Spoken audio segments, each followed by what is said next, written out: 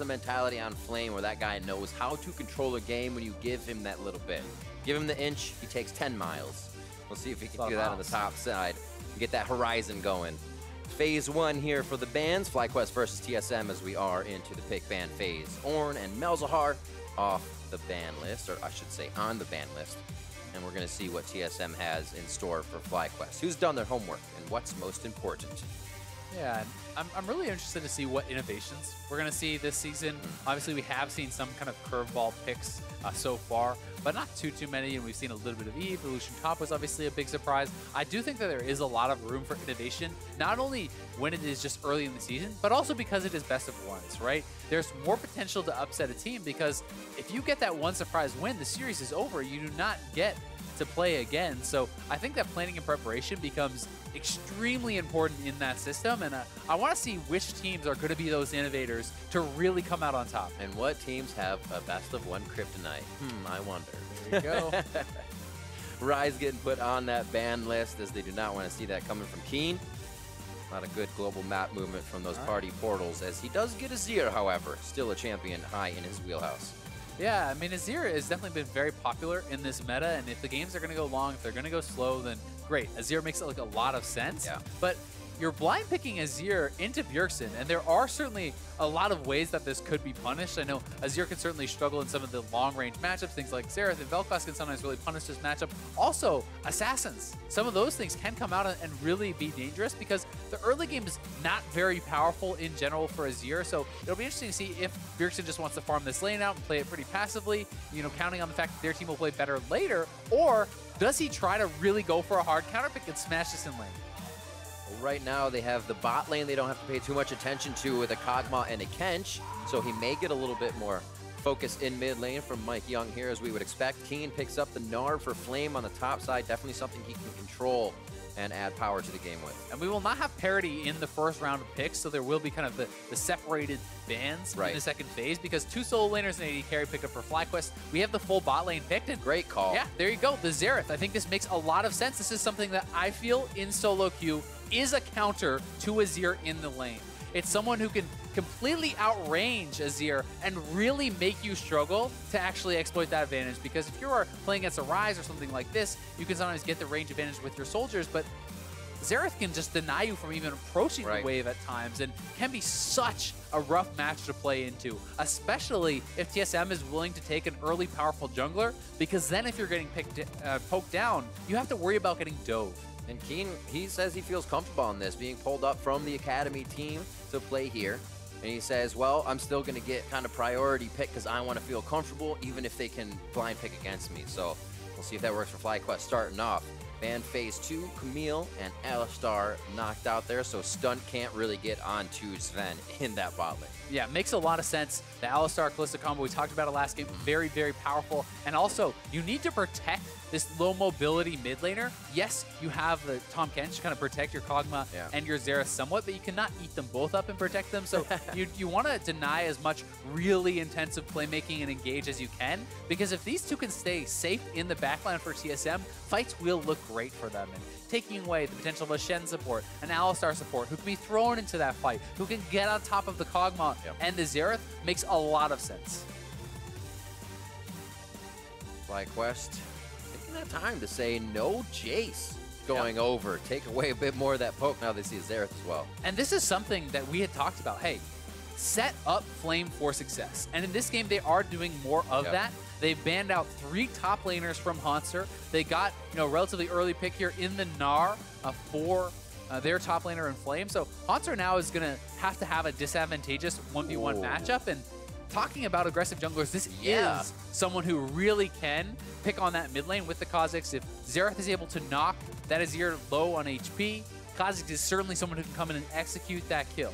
This is everything about taking him down. You still have the Jarvan, you still have Sejuani, you still have a lot of tank you can put there, but they say we're going for kill pressure. You know, another thing I really do like about the Kha'Zix pick is when you're looking at someone like a Gnar, you're thinking, okay, he's probably going to want to be in a side lane, he's probably going to want to split push. Well, Kha'Zix shuts down side lane pressure almost better than really any of the junglers in competitive play right now, because you have the Evolved Dart, you can stealth into a side lane. If you always have to be worrying, is this Kha'Zix there? Is he going to jump in on me and execute you? Let's see. Onda says, let's go for the Zac. Wow. He'll be delivering some parties of people to hopefully a good situation. We've seen some bad plays and some good plays coming from those ults. And you talk about a strong engage and 5v5 setup. The Zac jumping in with the Bastion from the Taric, landing a Dazzle into a Zac ultimate, the Taric ultimate coming down, followed by a Zir, followed by a Gnar. There's a lot of power in that teamfight Wombo combo. So something that they're going to have to be very careful of. I would say in an extended team fight from TSM, they probably have the kind of better sustained DPS type fights. Right. But the initial impact of the ultimates and the hard engage from FlyQuest will be very powerful. So they're going to have to be really, really wary of that. Gonna be fun to watch the interaction of Anda kind of stretching out that slingshot as Bjergsen tries to stay on the back line to get arcane shots out. Be like, how far do you want to back? And I'm coming in. Gonna be very hard for him to find a good spot to stand in even. Exactly. I mean, if Bjergsen can avoid that, well, then maybe they can't reach him at all. But if he cannot, you get pulled in as a Xerath, you are going to get popped extremely quickly. So positioning is of the utmost importance for TSM and their carries this game. And so much emphasis put on Flame in his 1v1 matchup. It's going to be Gnar versus Hauntzer's Cho'Gath. So he will have the edge in that 1v1, and we'll see how much can he get from that. Is it just a pressure advantage? Is it early turrets? Is it a massive CS advantage? Or can he even be getting those solo kills? And that's really, where they're trying to focus a lot of their game plan. All right, coaches shake hands, leave the players with their own divide as they head back. Day 2, game 2 here, week 1, the 2018 season. TSM and FlyQuest both looking to put a win under their belt before they end the first week. And we'll see if they can do it right here as we get on to the Rift. It's going to be a good one. Both these teams have drafted themselves some very strong win conditions. Yeah. Pretty different types of team comps, but very exciting to see how these guys can perform and really to track more of these young players. I think is so fun to see how Mike Young is going to perform with TSM and how guys like Stunt and Onda are going to be performing on this FlyQuest team, because I think there's so much variance that can happen with these players. If Mike Young is playing at an all-star level, wow, how much better is he going to make that team? And if Stun and Onda can really step up and back up these veteran solo laners, well, hey, that's a very powerful team too. It's also easy to say, but it is easy to say. Will it happen? We get to find out as well. Teams being able to try so much more here in the franchising world. Minion dematerializer for both of the mid laners here, so neither side really going to have that roaming advantage, neither going to have the pushing advantage simply because your opponent can kind of match that. The one time it really might come into play is if you base, thinking your cannon wave will actually delay the opponent's push, well, they can dematerialize that cannon. They're going to have a better back timing. They're going to have more of their own minions dying to your turret because it will push up faster. So that's something they're going to have to be kind of extra careful about when they base, and that's an interesting thing when you think about that in a Xerath lane, because Xerath is someone who can already kind of force these disadvantageous backs. If you're getting poked out and you're like, okay, thankfully the cannon wave is here, I can back now, it's a good timing, then he actually just instantly kills that, can really throw you off and perhaps put you at a big disadvantage. TSM once again focused on those refillables, resources, and stopwatches in the early part of the game. A lot of stopwatches. They definitely have a bit of a crazy engage if they want bot lane against no stopwatches. That's a stun. Big leash. That's a very big leash. That feels good. Yeah, feels really good. I mean, both teams actually giving pretty heavy leashes.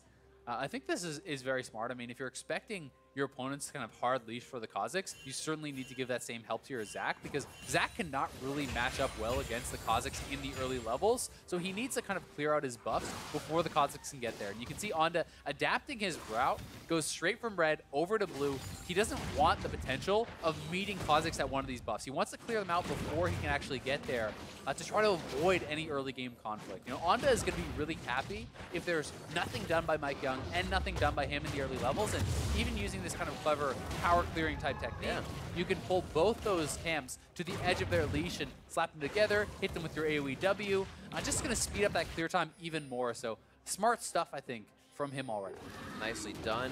Wards mimicked, or I should say mirrored, by the mid laners there, so they have the timing and the vision together. As Mike Young is on his red buff, and we'll see Anta start to filter down back towards his Raptor for the time being.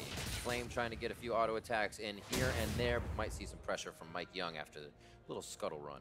Yeah, and at least getting that scuttle, not only is it the golden experience, but it's some more safety for your top side, especially if you want to spend more time, down around the bottom where he may have to try to protect his Kog'Maw. Are you nice enough to get the blast cone as well? There you go. Oh. Looks like he's gonna get the trifecta, take out all the plants, get a lot of deep vision there. So really well done, honestly, by MonkYoung.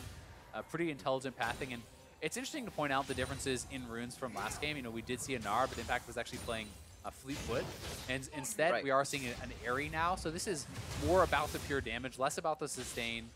Can be, in my opinion, kind of more focused on really getting a big laning advantage when you're going for a mastery like this. And Haunter going to be going for grass, pretty standard stuff from him. But it can be difficult to actually get a lot of those grass procs off in a melee versus range matchup. See the pings coming down, or the possibility of where MonkYoung might currently be in his map. You also see Wild Turtle actually electing to go for lethal tempo, and it looks like a domination secondary as opposed to inspiration, which almost everyone else is doing. And when you compare that to what Doublelift did last game, he actually went press the attack, and I believe inspiration secondary instead of going this route. So this is a pretty interesting choice here. And lethal tempo can be extraordinarily strong, but the timing is what makes a lot of players kind of hesitant to take it sometimes. Is it gives you this big attack speed boost, which is super powerful, but it is delayed for about a second and a half before it actually procs. You have to hit them, wait a second and a half, then you get really strong. Right. So when you're in these kind of mid-game skirmishes and you're able to do that, to proc it and then really go off in a fight, hey, that's super strong. And when you think about how Turtle likes to play as a player, it kind of makes a lot of sense because he likes to really get in the mix of things. Absolutely. Likes to be that frontline Kalista, and this could bode well for that in the mid-game. It's definitely when he puts himself under that pressure where he can shine. And I'd say more than not, there are the plays that you always remember when it goes wrong, but a lot of those, a lot of good ones. A lot of those memories that have a quadra kill tagged onto the back end of it. Coming up on 4 minutes here, things are pretty quiet across the board as gold is pretty even throughout the lanes as well. Just a bit of a lead here from Keen onto Bjergsen in the mid lane, but that's being gobbled up by the top lane and a few other CS wins for FlyQuest. And so far so good for Keen. Obviously, he's up a little bit of farm. It's Summoner Spellbook on both sides, as well as the Sorcery secondary. Prioritizing things like Mana Flow Ban makes a lot of sense. So they are going to have stopwatch from the primary. That's pretty strong, and then you kind of still get the regen in that secondary tree. This is an interesting choice. So you see a lot of Xeraths going for things like the Comet, because your W can hit confirm that Comet with the slow, or even something like an Airy for more heavy poke. This is going to give him more safety, perhaps later on, and more utility to move around the map and swap out summoners and have the lower flash cooldown to avoid some of those engages. So he's kind of giving up a little bit of his laning power for perhaps a bit more safety later on. On the feels good. They just got a ping onto MonkYoung. Scryer's Bloom was used towards the bot side of the map, so they have an idea where he is. You have to watch over that MonkYoung doesn't come flying over the wall here and take something onto Keen. However, level 6, Emperor's Divide can make things pretty tricky for that game. Yeah, it definitely can. And likewise, I mean, if Keen is the one who wants to go aggressive, if you can Emperor's Divide the Xerath into a Zac initiation, that can be a very powerful combo, but Bjergsen will have his flash available. Could even look to TP back to lane if he feels that's necessary, but I think it makes a lot of sense to hold on to a defensive summoner for a while as that Xerath, just in case someone does show up to gank. Trying to bait out Onda here. It looked like Bjergsen might have wanted wanted this back, but yeah. Yeah, Kha'Zix isn't there, so Onda's just going to go in. They thought Onda left the jungle. There's the 1-2. Emperor's Divide back onto Bjergsen. Gets a flash towards the top side, away from the danger and towards his jungler as MonkYoung tries to activate on the counter gank. Nothing coming through for either team, but a flash from both mid laners. Yeah, nice little thought there from Onda. He sees the Kha'Zix is a bit out of position, so they go for the initial jump, but because he couldn't hit the elastic slingshot, they don't have that full crowd control chain to force any more than just the flash, and MonkYoung coming in means the flash response has to come out for Keen, so it's really just a bit of pressure back and forth, pretty evenly played on either side. Ring around the Rosie was pretty interesting as Onda kind of played that ward. They saw him and then bided his time until he knew MonkYoung couldn't see him again. Very nice little mind games from the young jungler, keeping himself active here in the early game to get a gank on Bjergsen. Stopwatch is still, and now available, I should say, for TSM to use if anything else gets crazy in this early laning phase. Certainly so, and both of the bot lane on TSM have stopwatch, where neither of them do have it for FlyQuest, so certainly no difference of choice there. Another early tier on Taric here for stun. I do think it makes a lot of sense, and he's going for the biscuit delivery instead. So that is much more about the sustain, about hanging around in lane, be able to kind of withstand any sort of poke or anything along those lines. So definitely going to be hard to push them out of lane, but at the same time, I mean, Kalista is a lot about her early laning power. Yes, she is paired with the Taric, who's not that strong in the early game, but you've kind of ended up in a situation where Kog'Maw's essentially going to be able to farm uninterrupted, which, you know, TSM is going to feel pretty happy about. Absolutely, especially after yesterday, Mithy expressing that he was not happy with his play. They obviously want to have a sound laning phase this time. Get his bot laner to a position where he can help to carry the game if Bjergsen and Concert can.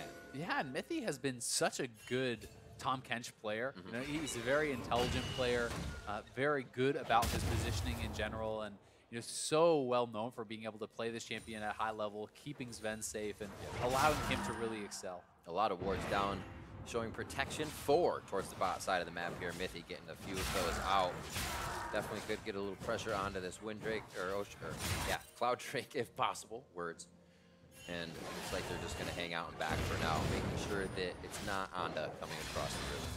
Yeah, and now that they are level 6 with the Kalista, when they do hit level 6 with the Taric, if you could bring the Zac down, if you could pull off some sort of a lane gank, that is a very powerful combo that you can go, because you hit your Bastion onto the Zac, that links you up for the Dazzle stun, and that feels good. That initiation is very, very strong. And you can see Mike Young here has evolved his R first. This is kind of what I was talking about, the fear that you always have as a split pusher against Kha'Zix, because even if it's warded out, Kha'Zix could just be coming invisibly through a brush and getting the jump on you before you're able to get away. Quick dazzle onto Mithy. Looks like they'll lose a bit of pressure in the lane, but CS in their favor, and the lane is resetting. So it's just stun and Wild Turtle trying to flex a little bit here and get control. I do think TSM has done a good job of kind of placing some deep vision in places where Zac would like to jump from. You see a ward in the Wraith Brush where Zac would like to jump from. There is a ward that Onda just cleared out that was, kind of over this river area around here that was a little bit below that in the side brush. So these are places where traditionally it would be very hard to actually get an idea where the Zac is coming from, but they've warded them out, and they're playing pretty intelligently around Bjergsen, trying to isolate him and keep him safe. Point out nice forward wards as well from FlyQuest, keeping themselves on the board with what information is happening in terms of Mike Young on the top side of the jungle. If he's not there, they can just assume he's in the fog of war on the bot side. Certainly so, and you can see Frostgreen's claim completed for Bjergsen, so this is a pretty interesting build. It's very popular actually on a lot of champions right now, especially in solo queue, but also in competitive play. You can just get so much gold generation from the item. It's very efficient early on, and being able to complete that item so early in the game means that it's not even pushed back by your CS. When you have just the earlier pieces of that item, every time you CS, it actually delays the gold proc from coming up again. Once you have it fully completed, it's not interrupted whatsoever. So you're farming gold from the minions, you're farming gold from every time you hit the other champions. And the Spooky Ghost can actually keep you relatively safe as far as checking if people are around in jungles, when you're looking for invades, when you're trying to approach an objective. It does give you a lot of help. And then it also slows them down to make it easier to hit your skill shots. Build path as well feels really nice. Like blasting one in there semi-early. Usually you're kind of putting together Kindle Gems or just ruby crystals in general to make a finalized item. But a little burst in power. Haven't seen them use it yet though. 119 to 112 as things have been all quiet on the home front in just about every lane. Looks like Mike Young didn't get too much Kha'Zix aggression off to start. Definitely didn't, but I mean, he has great scaling in mid and top in the bot lane as well. So there's a lot going for them, and it's kind of the give and take right now that's happening in this game. There's some of the positions have more early power on one side, some of them have more early power on the other. You could say, hey, Kha'Zix should have the earlier advantage in the bot lane, Mike Young should have the earlier advantage in the jungle. So it's kind of some give and take back and forth, but overall, both teams looking pretty good. The gold is just about that even. Yes, Flame has a CS advantage on the top side, but Monster has done a good job actually protecting his turret and kind of minimizing that damage. And we'll see if once Flame is cashing out on this call, when he's getting an earlier Black Cleaver, if he can really start to and extend an edge there. Because if Onda can link up with someone and get a kill, now that he has a Rift Herald, it's likely a kill plus the turret. It is huge. Also impressive if TSM can figure out a way to just not allow FlyQuest to use that. Such a bad feeling when it happens. You're like, wait, I only have a quarter left, and we are not anywhere to use it.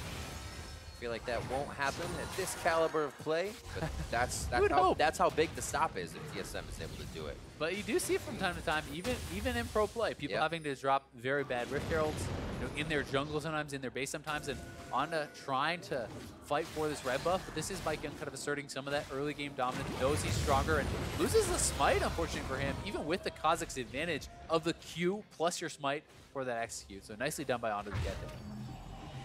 Little chest bump and he's back home. Up towards possibly Keen in the mid lane. I'm sure Mike Young's not happy with that, but will probably want his ult before he goes in next. Blue for Bjergsen, and we'll see what happens. One area you really got to point out TSM doing exceptionally well is vision. I mean, if you can just pan from bot to top, there's a massive line of wards across the entire map. Like, this is very, very impressive for them. All the way towards the bottom FlyQuest turret, all the way up towards their top red buff. They just have a massive amount of vision. Very good spread. It's not just concentrated in one area.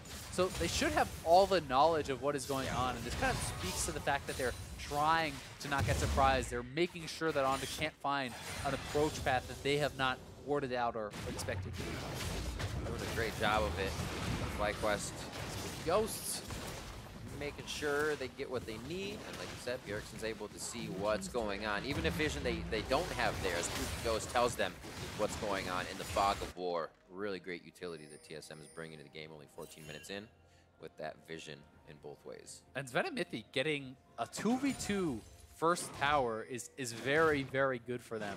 Kog'Maw, kind of gets forward to this very powerful item point, had the Rage Blade already that gives them some confidence to kind of push forward and go for that, and actually went for some Swifty boots here, which can allow you to really chase people down, especially with the Fleet Footwork speed up. You have that in addition to the Swiftness boots, and you can really start to chase people down and turn these little trades into just a complete rundown where you can take someone out. See what the positioning is. FlyQuest trying to get their vision back in. Mike Young finds one. Nice dodge on the Dazzle. The flash happened with the slow still on stunt, so he didn't gain as much ground turret here, though. Wanted. Fate's Call is in. Who are they saving? He says thanks to Turtle, but it looks like Stunt's gonna use Cosmic Radiance. He uses it out of range of Turtle. There was no chance to get it back on him, even with Bastion. A few final shots from the Arcane Barrage from Bjergsen. And he keeps himself in the fight, but does not kill on Stunt.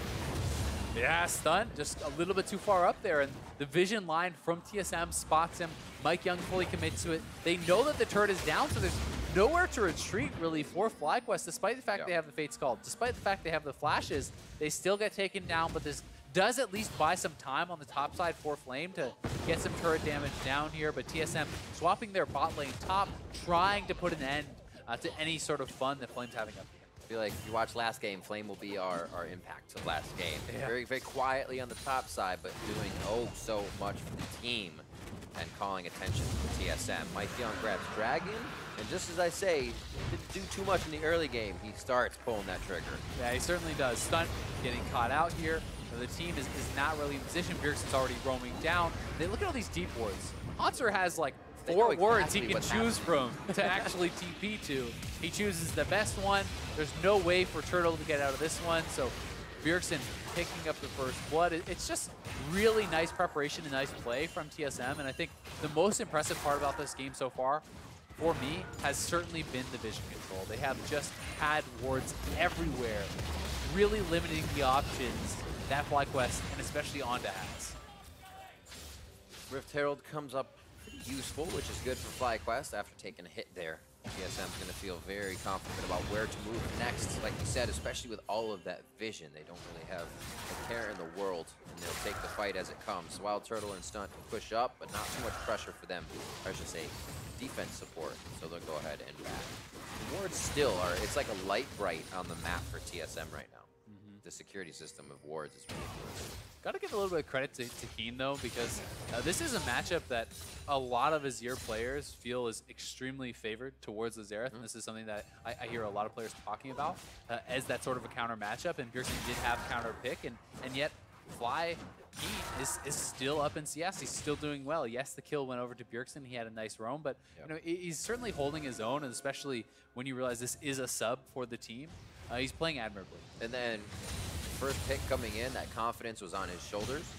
He decided that would be okay coming into the matchup. Says blind pick the Zero. Let's go, Bjergsen. Get whatever he wants. And like you said, doing well, feeling confident.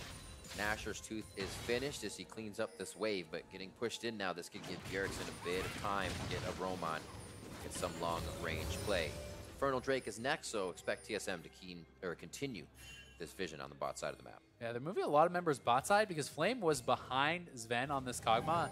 Wanted to try to catch him out. Doesn't look like they actually are fast enough to be able to get the players down there to do it, because although Flame was undetected, the rest of the members moving down were seen by the ward in the Raptor Pit, by the ward in the brush above red. So TSM vision certainly paying dividends again. Trying to bait something out here. They know they feel much more powerful at this point in the game. One pick, one catch. Bjergsen, you start this. Right now, it's just kind of going back and forth, making sure they know where all of Fly is, or FlyQuest, I should say. Haunter as well, pushing that top side to keep himself strong, and that turret down. Yeah, I mean, Haunter up a tiny bit of farm right now, so Flame really has not been able to get any sort of advantages in the 1v1 just yet, despite the fact that they picked earlier for him. They banned a lot of Haunter's champions out. Haunter is going to be on this tank and find effectiveness in team fights. And it's going to be very hard, I feel like, from this point for Flame to really get any sort of advantages, because he didn't get enough ahead early, right? And when a Cho'Gath is already at this point, level 13, has some items, it's so hard to actually push him out of lane because of his passive. He's going to have access to the mini waves. He's going to have that sustain. And eat him. Yeah, it's just really tough to actually knock him down. Currently at 4 minions and 2 monsters eaten, so he has 6 stacks. Look to get another one off Flame there, but he quickly throws down the ultimate as he gnars out. Bjergsen will help to push up to make sure there's nobody else coming in for this counter attack. And it looks like they'll be safe on the top side of the map. Really, we're still respecting what FlyQuest is kind of doing. Yeah. TSM did grab a bit for themselves there, but okay with saying, what do they do next? We feel like FlyQuest might push a little too hard.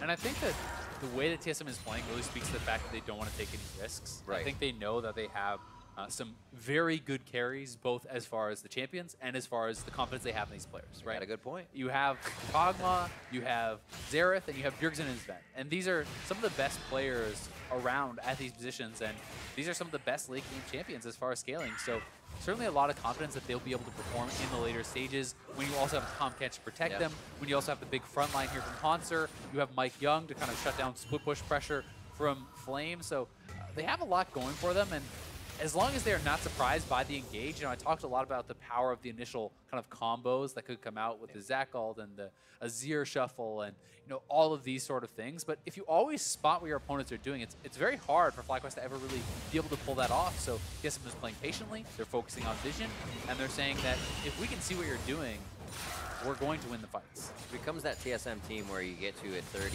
35-minute, 40-minute mark, you don't even want to fight them because you know they'll be able to just kind of outfight you. And it's something TSM, maybe barring one season, have always been able to be that top team. Well, they always make playoffs still, but still always getting to the top of the list. New players are not. Very strong in that sense. Certainly so, but it's an interesting point of discussion because it's been something that has been, you know, kind of up for debate, and yes, it's dependent on meta, yes, it's dependent on playstyle, but TSM has been pretty vocal over the seasons about wanting to be able to play all playstyles, wanting to be able to show that they can do everything, right? And when you look at their performance at Worlds, it was such a massive focus on playing slowly, on making it to late game where they felt that they could take over, that it was to the detriment of their early game. For sure. And while maybe you can play this really slow, really measured, low-risk game against a team that's not challenging you as hard, can you do it against the best? How slow can you be? Anda wants to start this off right now. Abducts mid, he brings them back with a stopwatch. Now they have to consider which target is next. Mike Young on the front, Fate's Call goes in. They get a quick save onto the support as Stunt goes back in. They're trying to decide what's going to be the first target. So many denials to these kills as Mithy gets his partner out. That's going to be Mithy going down. Haunter very low as well as he's already flashed, so he is down as he is stuck into the fight. Anda low and almost going down, but the passive is there for him. And somehow Fly is keeping enough high health bars in the front of the fight to keep the low ones from going down. Yeah, they're so low on a lot of members here, but they all do survive, and a couple guys go down for TSM, so they take the turret and really back into it now is FlyQuest. And you know, TSM playing very patiently, playing very slowly, but eventually FlyQuest finds that fight, they get the kills, and now they're onto the Inferno, so that's a big win for them. What a call. Can't wait to see that as well, the positioning of FlyQuest, because Anda said, guys, we have this right now. And it looks like Stunt was there to be on him. Like you said, that Bastion goes on quick and the Dazzle follows. Yeah, and despite the fact that stopwatches are available, Mithy delays this out pretty well. There's a lot of damage coming out from the backline. If you look at Keen, he's able to get pretty involved. And this is where it kind of goes wrong for TSM, as their team gets very sectioned off. It becomes difficult for them all to be involved. FlyQuest is up here as a 5-man squad. Sven is having trouble getting involved. Bjergsen is participating from over in the blue pit. But Mithy and Haunter were by themselves. They kind of went a different path from the rest of the team. And you know, that miscommunication there that caused the split up really felt like that's what lost the fight.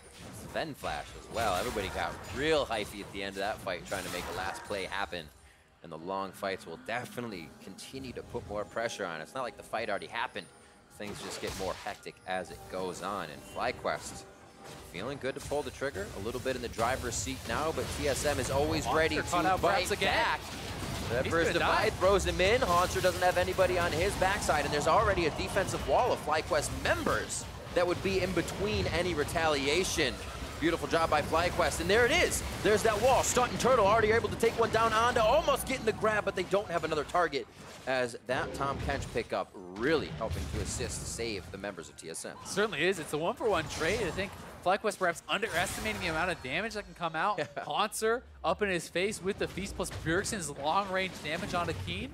Makes it a 1-for-1 trade, despite the fact that it was kind of Haunter getting caught out. So nicely turned around. It is an even 1-for-1 there, and control around the Baron becoming the name of the game, as FlyQuest has that Kalista, has the Azir, two of the best champions, I feel, at really knocking down the Baron quickly. And when you pair that with a Turquoise AoE healing, you can stay at full health pretty much the entire time you're doing that. So there's a low cost to attempting the Baron. Even if the other team can come in, you're still ready to turn for the fight. So what do we see as kind of FlyQuest's next move? They feel good about taking that. Maybe don't have enough vision forward yet, but what's the look? What lane, top or bottom? And I think it's about, you know, controlling vision, right? It's less about which lane you're going to and more just about being prepared for that area of attack. I think the focus has to be around topside for now, but it's more about the Baron, right? If you can eliminate vision around the Baron, TSM is forced to check in, then you can really pull off those combos with the Zac, with the Azir, catching people out, picking people off, and kind of controlling these corridors. Back and forth, see Flame able to deliver a good bit of damage here. Mithy would be such a pickup. He is the guy that's denying the kills, but he cannot deny himself going down anymore with his stopwatch out. And that's the vision, right? They're controlling vision in the area. Mithy trying to get up there, trying to get wards down on the Baron, but no one is with him to help him on this vision. And now they're pushing up topside. You can see Turtle is up there, shoving up the wave. They can retreat back to Baron, threaten to try to take that or at least pressure it, because, again, such a low cost to starting it up when you have a squad this strong, and they're going to do just that. Unfortunately, no pick in the pit, which is definitely an oversight. Now they see that the ward is there, and Mike Young might have to go for a steal here. This is going down so fast, it might just be dead. Got a double one, 1600 on the clock. That's actually going over to Flame to take the Baron for FlyQuest. But Bjergsen very close to throw in the Arcane Barrage. Ven now about to step up to the fight. Mike Young in the eyes of Flame, but Ven has to turn to the left. Is Stunt now the one to be going down. Mike Young has fallen, but TSM is looking for the kills, and FlyQuest are trying to keep the members with Baron alive.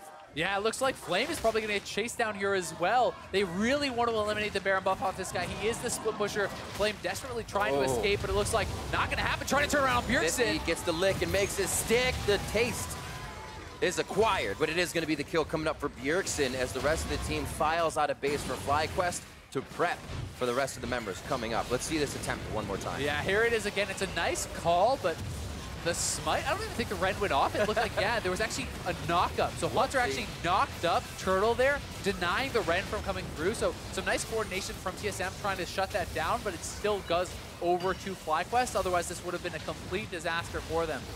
In the end, it's 1 kill to 3, but the Baron goes FlyQuest's way, and they keep 2 Baron buffs alive, which gives them the potential to collect more gold. So it's relatively even, you have to say, overall, and it's just going to depend on, can FlyQuest get more with the Baron buff? As well as the members you have it on, aren't exactly the one you get like Keen on the side lane, but you need him to fight. Anda jumping around, so. I mean, had Flame gotten out, I would certainly say it was worth for them, because then you have someone to buff it up in one of those side lanes. Plus you have your kind of mid lane squad with also that Baron buff. Since they did chase him down, that was a pretty big win for TSM. Useless. Why get it? I'm just kidding.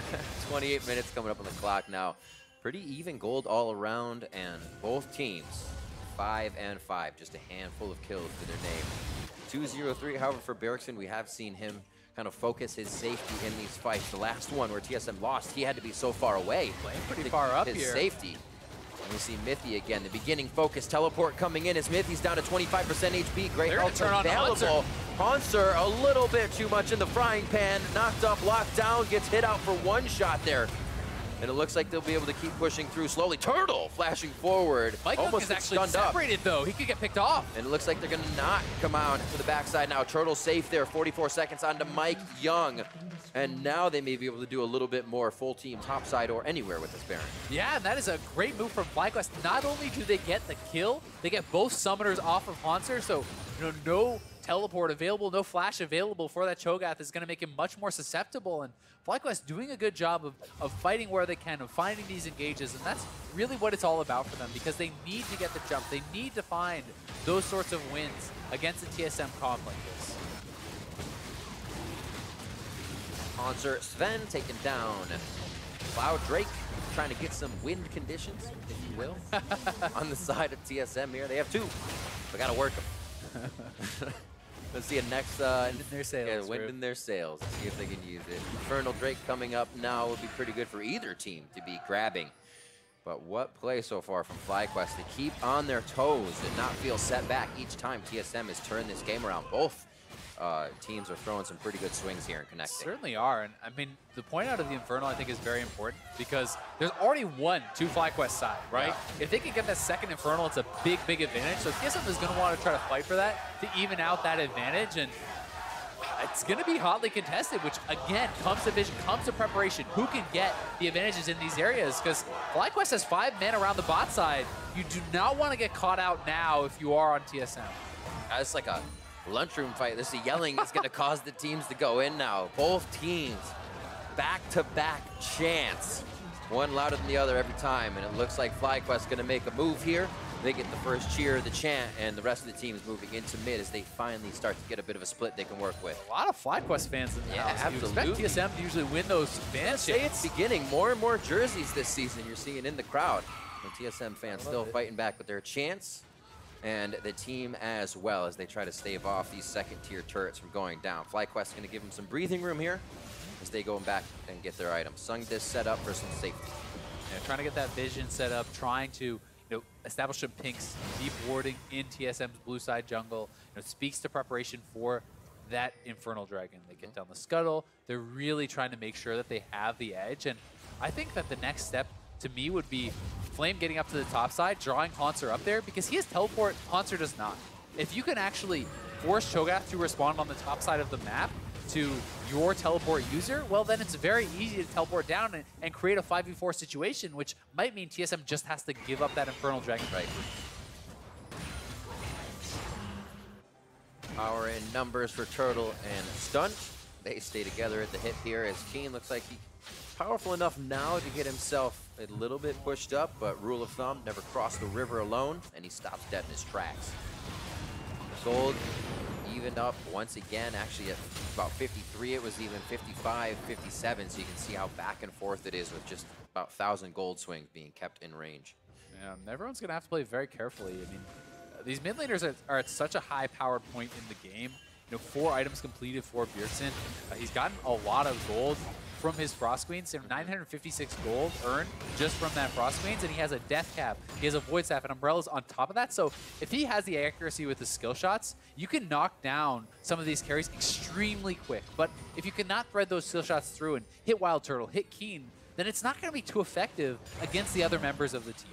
Turtle as well running barrier for himself, heal on Stunt, so he has maybe a little bit more protection kind of that damage coming in if you get the barrier and heal, so you're not affecting that heal on its way in. Here's the second tier turret.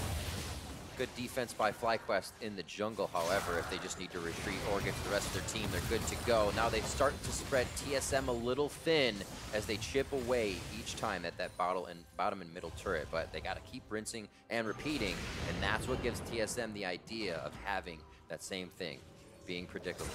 Exactly, it certainly does. I mean, FlyQuest is moving around the map very well, though. Their map movement, their macro game has been quite impressive.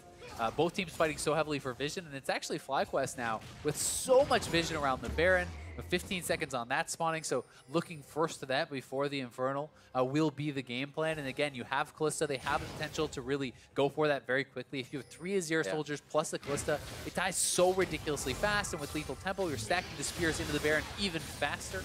You know, if you can get that procced off of someone. So certainly the ability to really get that going. And oh boy, they're going to go straight to it. It is spotted out by a nice ward from TSM, but are they too slow?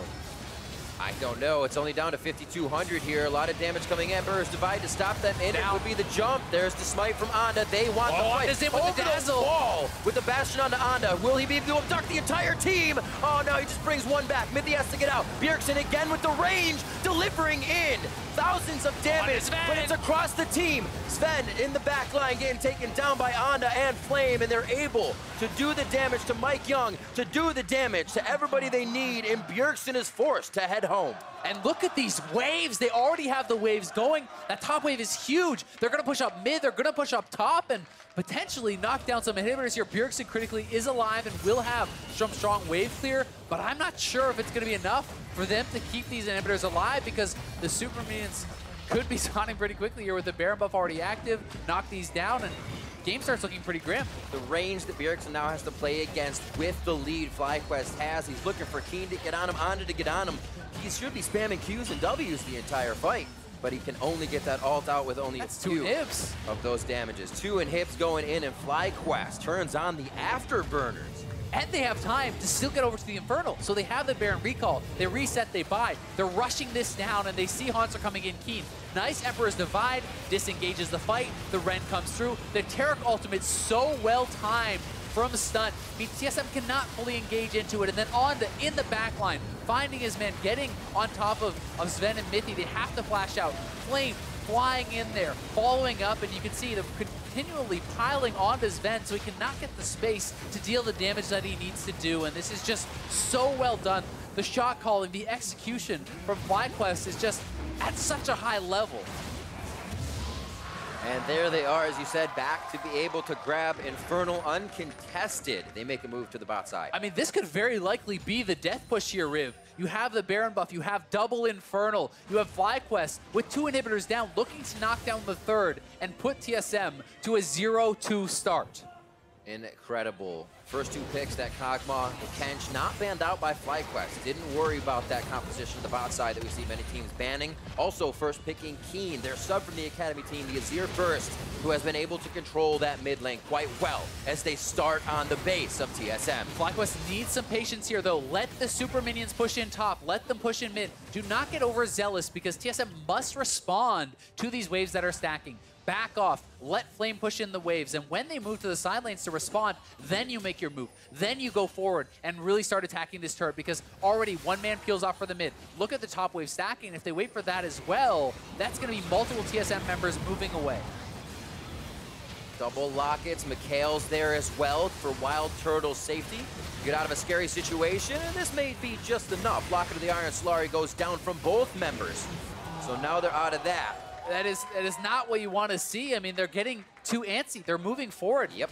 Now the super minions are in the base. They literally just had to wait one more wave, and that's a free inhibitor and likely the game ending. But instead, they get too antsy. They move forward, and Bjergsen nails all of his ultimate hits there, taking down Turtle through everything. We know TSM to be that 30, 35, 40-minute team. They get the fight they want. Flame's going for the base. He's looking for the back door. Flame is in, or getting into the base, I should say. Front doors, the minions take down Nexus turret number 1. Stun is running for his life. The game. Suede shoes on as he tries to dip dodge back and forth. But the minions are not heavy enough along with his damage. And too many members are backed already from TSM, quickly seeing him enter the base. However, that was a huge play for FlyQuest to get that pressure on one Nexus turret. Yeah, they couldn't stop the backs. If Stun could have gotten in there or Onda was still around, someone could have stopped the back from Sven. that could have actually been the game there, but certainly a mishandled push there from FlyQuest. I think that should have been the game in a situation like this.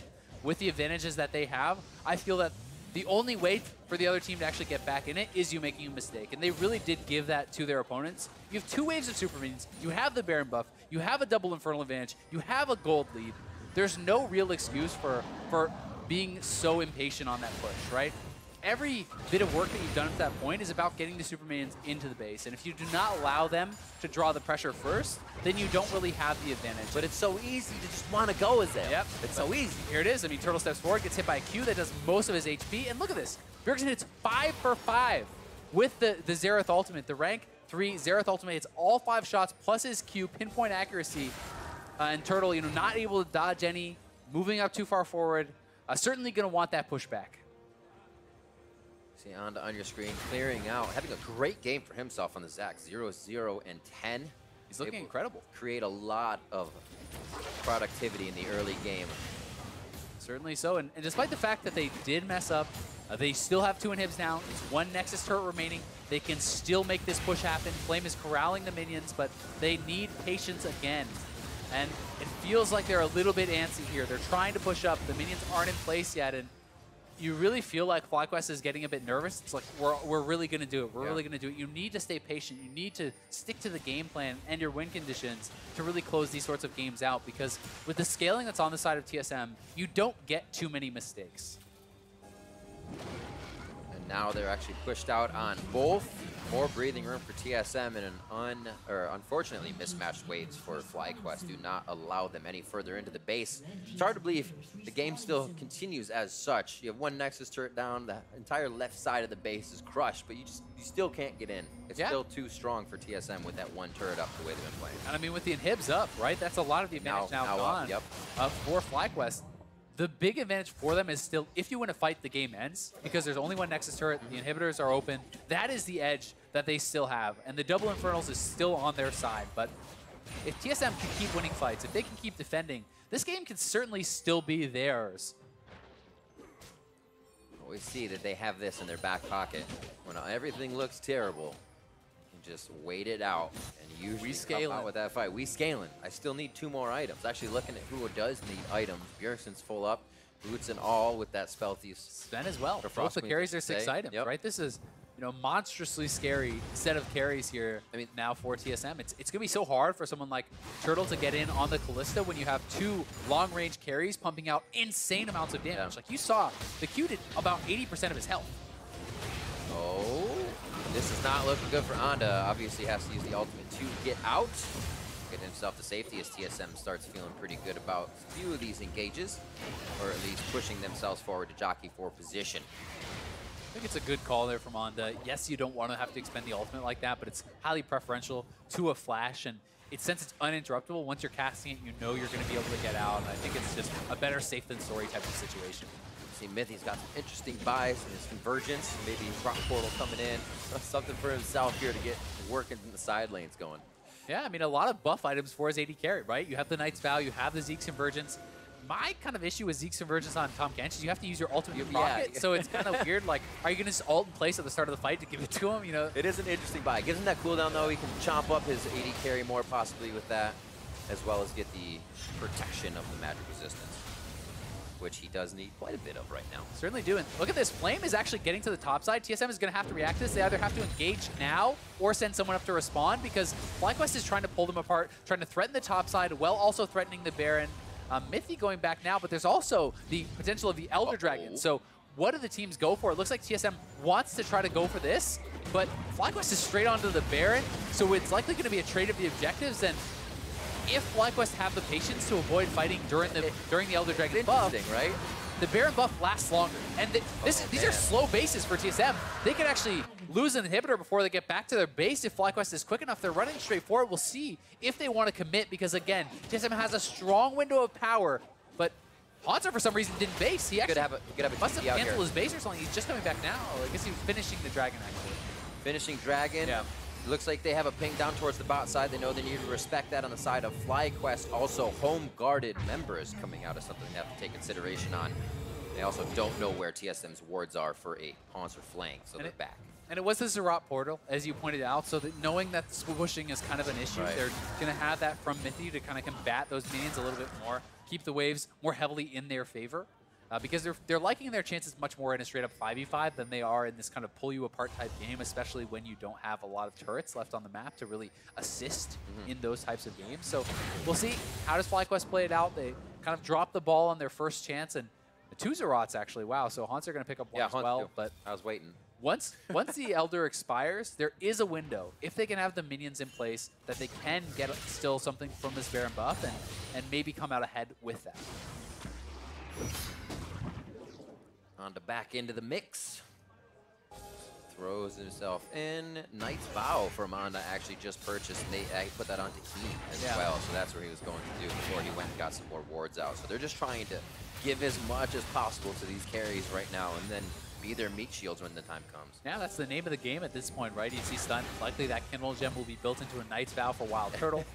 These are fully stacked up carries for the most part. Turtle still needs his one last item, but these guys are very, very strong, and it comes down so much to execution in these fights, and that's really what it's all about. At the highest level, you need to have the game plan, you need to have the picks, but you also need the execution when it counts. The execution is huge. If you just think of 4 actives once that Knight's Vow is finished, 4 stun, plus his abilities to fire off, and that means you have to dip past 4 and go to 5 because it's your trinket. Like, that is some finger work. If your ultimate is poorly timed, you probably just lose the game, right? So everything has to be done perfectly. You certainly have to execute at a very high level, and a guy like Stut, who is very, very good in solo queue, you expect him to have very high level mechanics and be able to do that very well, to navigate that very well.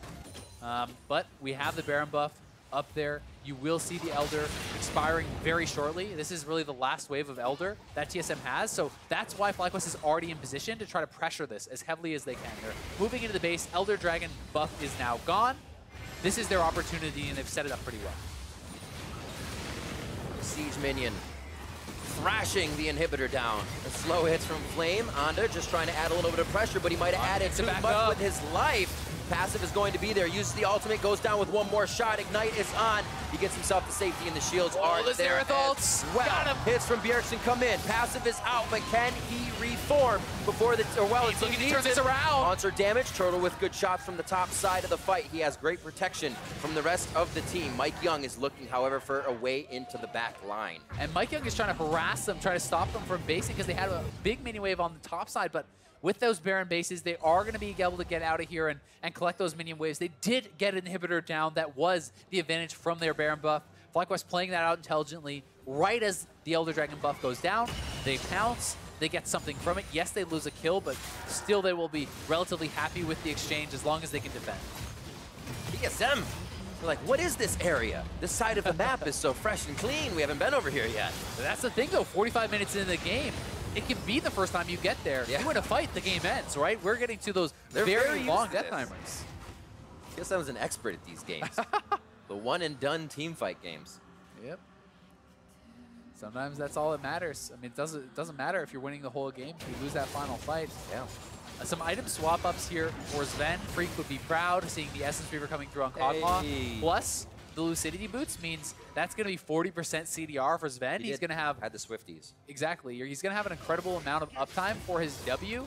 That puts it at a 10-second cooldown, and it lasts for 8 seconds. So the uptime gets extremely, extremely high with that. Everybody's ready to do the damages. It's who's going to be in a better position to do it. I don't even think we can... we have Mike Young with one spot. Mithy has a few ward spots, and it's full up on the side of FlyQuest right now. So they're continuously pushing forward with what they have a few to place on Wild Turtle. Yeah, Turtle got his Bloodthirster now, so he's full build, as you say. And it's interesting to kind of see when supports choose to go to that 6th item. Some supports will never go to a 6th item because they say, hey, the pink wards are actually worth more than what I will get from that last item. A lot of the times you fight over a ward in late game. Exactly. It's about the vision control. And great, I have a Knight's Vow, but they got the jump on us, so we lost the fight, right? And it's kind of the give and take, which is worth more and when is it worth more. And usually people will not swap it out until it's a full completed item and not just a component. So we'll see when and if Mithy decides to do that. But fighting over this red buff feels pretty risky when Anda has no flash, and his passive still should be down, but Flame applying pressure on the bot side. This is the game plan. Super Minions will push in the mid, 4-man top. Flame on the bot side looking to knock down this low HP turret. FlyQuest needs to play this out well. See what the idea of TSM is. If Haunter stays, you can already tell he wants into the fight already. That's a 4v5 that they will have. No, they send Bjergsen to the bot. Home guard, quick clear. Very smart choice, as that would be the faster one. And Bjergsen has the range to participate from the middle of the base. They stall out Flame and Fly's quick push there. Now they have a chance to defend. Certainly do. But Flame pushing in here. Bjergsen is actually the one answering him, which makes it a little bit tougher. Yes, he can respond with the ultimate and things from long range, but when a high-powered carry is the one down there responding, it does open up more opportunities to perhaps go for an initiation on Kog'Maw, but Bjergsen clears out the wave quickly, is back to the top side, and he can kill those waves so fast because it's not a Baron buff that he's dealing with. You know, it's just these regular minions that he can essentially one or two hit a wave. You can expect, looking at the members on screen from both teams as well, Iron Elixirs, Sorcery Elixirs, Potions of Wrath as well are already being used, because you need to put your money into something at this point. Exactly. It's a late game. You either buy a bunch of pots or you swap around all your items. You try to optimize. Yeah. This is one of those kind of interesting points where it's something that you don't normally have to deal with. You have to think about, hey, okay, well, I have 6 items, but is this the best possible 6 items? How much do you need in survivability? How much do you need in damage? You know, if you're Turtle, you say, nope, I'm going to dodge everything. I need an IE. Or do you say, hey, I actually need to survive here? And Honda getting caught out. He's going to have to use the ult to jump away again. Deja vu. Same spot. Baron is up, though. And again, the dance starts.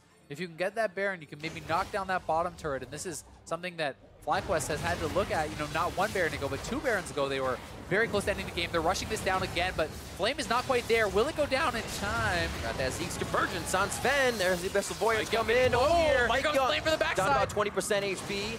Flame says, walk this way. Yeah, I am trouble, and I will give that to you. Flashes out, calls a bit of the abilities over. A big fight here between the junglers in a 1v1 scuffle. Keen's going to get over.